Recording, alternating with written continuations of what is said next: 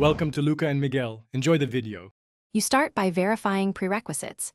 Check Windows 10 version and whether your system is 64-bit, because drivers must match. Once confirmed, close heavy GPU apps.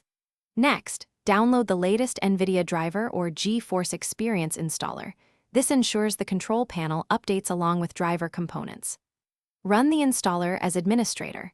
Choose Custom Install if you want a clean install, because that removes old control panel remnants. Once done, restart Windows to let the new drivers register, and the NVIDIA Control Panel appear. You now focus on the core installation and restoration.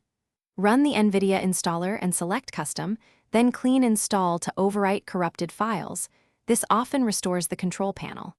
If it still does not appear, go to the Microsoft Store and install or update the NVIDIA Control Panel app, because recent drivers use the store package. Make sure Device Manager shows the NVIDIA GPU. If not, right-click the display adapter, choose Update Driver, and point to the downloaded driver package. After updates, restart again to finalize. You finish by opening the NVIDIA Control Panel from the desktop right-click menu or the system tray to verify settings.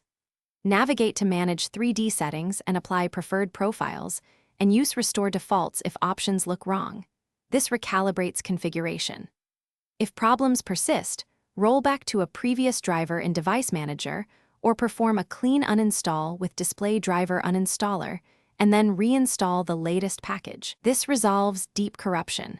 Finally, make sure Windows Update has no pending driver replacements before you call it done. Thanks for watching and please subscribe. It's the best investment you'll ever make.